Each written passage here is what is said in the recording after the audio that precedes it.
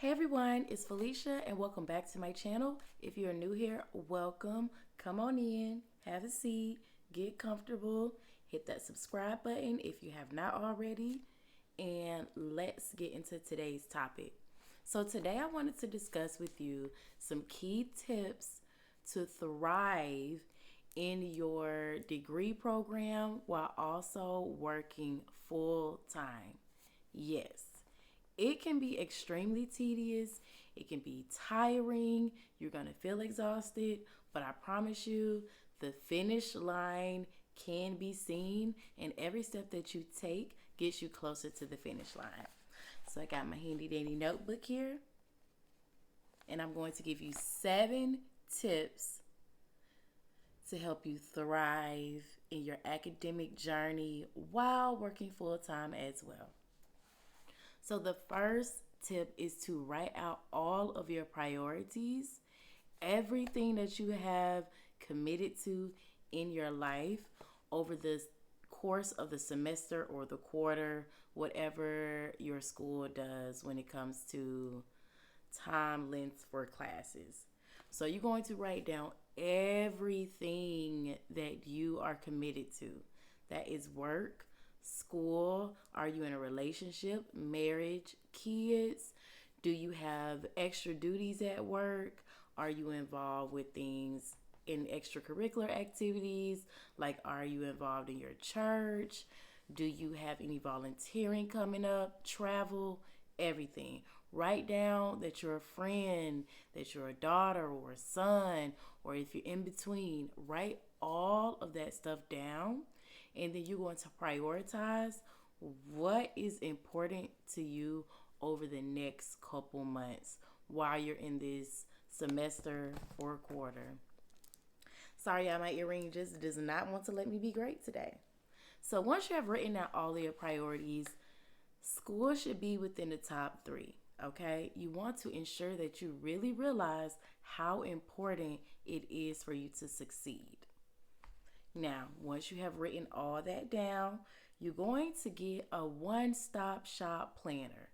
Whether you use electronics, so you use your Outlook calendar, your Google calendar, or if you're like me, an old school girl, and you like paper calendars, planners, you're going to want to get a planner or a system that you are going to utilize. And you want to put your work schedule and your school schedule in the same calendar, okay? You are going to want to pull out that syllabus, pull out each syllabus for every single class, and you're going to want to write down the due dates. Again, you want to write down or type in the due dates for all assignments. Anytime your class has a meeting, if you have a special project that is due, group assignments, everything. You're also going to want to write down the times that are dedicated to work as well, because this will really allow you to see just how much time you have or how you can maneuver your time best so that one, you're not burning yourself out. You don't want that to happen. So having it out of your head and onto something physical so that you can see every single day. And in the morning, you need to be checking that calendar, okay? You want to make sure that you don't just write it down and forget it. You want to really incorporate this into your day to day, because it is important that you maintain balance to keep you, motivated and going. Now, I brought up the syllabus, but I want to touch on that again. You want to ensure that you print out your syllabus for your class and always keep it near. Slide it into the monthly layout of your hard planner if you have one, or get a dedicated folder if you use Google or Outlook. You want to get a folder if you have a folder laying around. If not, go out and buy one so that you have physical copies of your syllabus. With that syllabus, you're going to get a highlighter, and you want to again highlight all the dates, all the important things on that syllabus. Now, everything is important, but If I could recommend, you want to highlight your professor's name. Yes, you want to highlight their email and phone number, their office hours, and anything that they may bold or italicize within that syllabus along with the due dates so that you can easily reference back to it. The syllabus is your best friend. It is literally a contract between you and your professor slash the school. It is up to them and up to you to maintain that contract. So you want to keep that contract close to you. The next thing I want you to do is after you've written down all the due dates and the times that they are due, you're going to go in and create a buffer. Now, I recommend that this buffer be at least 2 hours before the due date. This buffer is when you want to have your assignments done. You want to create a safe buffer zone so that if anything happens, because goodness, technology gonna happen, you may have to stay late for work, whatever, that you have a little bit more time if you need to wrap up things and you don't get them done. So the buffer time is a time that you want to aim to have your assignments, discussion, replies, everything done. I would recommend a day ahead. And listen, undergrad, your girl used to be 11:55 queen, okay? Assignments due at 11:59, baby. I'm wrapping up at 11:55. Boom, hit submit. That was a thrill or a rush, but when you are, whether you're active duty or you full time at another position, you listen. We don't need that type of stress, okay? We do not need that type of stress. So we want to be proactive and give ourselves a little leeway, especially if something happens or maybe you need to reach out to the professor. You having that buffer allows you to go ahead and reach out and them to have time to respond back, and you still have time to submit your assignment within the original due date and time. Got it? All right. The next thing is going to be communicate with your boss, your leadership, your supervisor at work. You want to ensure that you're communicating that, like, yeah, I'm in school. This is a very big priority to me. Just because, one, your program may require like internship or like group assignments, and I believe that it's always important for you to just communicate like what you have going on in your life that is a priority. And so that way, if something comes up and maybe you need to, I don't know, like, what's tea if like, we winding down or like, the day isn't busy, can I whip out my book and study? Having that conversation allows you to know what your boss likes, what they don't like. Maybe they don't want you studying at work or anything like that. But you won't know until you communicate. And let's be proactive and communicate. You never know, they might be like, shoot, knock out some homework when the time is down. Or they may have like tuition reimbursement or something that you had no idea. So you just never know what could come out of a conversation. The next thing is utilizing office hours with your professor. And this is very important, especially if you have a job that is like more on demand or on call, or just the hours vary day to day or week to week.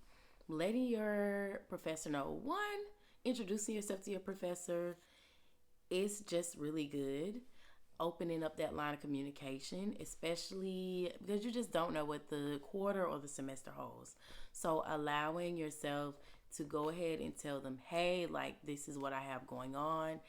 School is a main priority for me. However, I can't, some things I just cannot control. So I just wanted to communicate with you and let you know. Now, hopefully you have a professor that is, cool, all the things, and they are like supportive, like, let me know in advance if something comes up, and, have documentation and things like that, and they can work with you. If not, it's good to have a conversation as well, because drop that class, if you have a lot going on and they don't seem to be empathetic, is there another person teaching it this quarter, this semester? Let me go ahead and move my stuff over. I believe that is important. The next thing is, and this is like a little bonus or whatever. So this one goes along with the professors, and it's just a key to really utilize ratemyprofessor.com. You want to know who is going to be teaching you the semester or the quarter or everything that is coming up. It's very important that you read those reviews so that you can see, like, what is this course load going to be like? What is this professor's teaching going to be like? And then you can kind of navigate when it comes to setting your buffer times and things like that as well. So that's just a little bonus, a little key there. Now, the last thing that I want to discuss is setting grade goals. So whether you're taking one class or 3 or 4 classes in a quarter or a semester, ensuring that you set goals for the grades that you want to achieve will really put that fire under you. When you're exhausted and you really just want to put in bare minimum effort, look back at those goals. I want to get A's, okay? I want to get an A in this class, okay? And that can really light your fire for when you're feeling unmotivated, when you're just exhausted and all you really want to go, I just want to go to sleep. I just worked 12, 13 hours. I just want to sleep. I've been there. I've done that. That's why I aim every semester or quarter to get an A in each class that I take, because that literally, I like to win. Okay, I like to win. I like to compete with myself. And so even when I'm feeling so tired, I am still going to try my best to push to get an A. Okay, so again, let's just recap real quick. You want to make sure that you write down all your responsibilities and then prioritize them. That will not only help you when it comes to realizing that school is important, it will keep you focused. Because you have to sacrifice sometimes, especially when you're working full time and you're pursuing a degree. Sacrifice is going to have to be made, and seeing what is important to you over the next months in writing can really help you evaluate and navigate through what do I maybe have to sacrifice right now. Getting a good planner system that works for you, not one that's pretty, not one that everybody says to use. Find what works for you and then lock in on that. Putting down all those dates and everything in there. Printing out your syllabus. Having a copy of it nearby all the time. Creating a buffer for assignments. When things are done, maybe give yourself a day or, at least a couple hours at minimum in the buffer. Communicating with your boss and your professors. Utilizing Rate My Professor. Remember that one. And set the goal grades for what you want and then work hard and get it. Every semester is a new opportunity to go in and be a rock star, okay? I believe in you, and I hope that you find these tips helpful. If you do, hit that thumbs up. Please share this video with someone who may find it beneficial as well, and I will see you all in the next video. Until then, love, peace, and blessings to you all. Bye.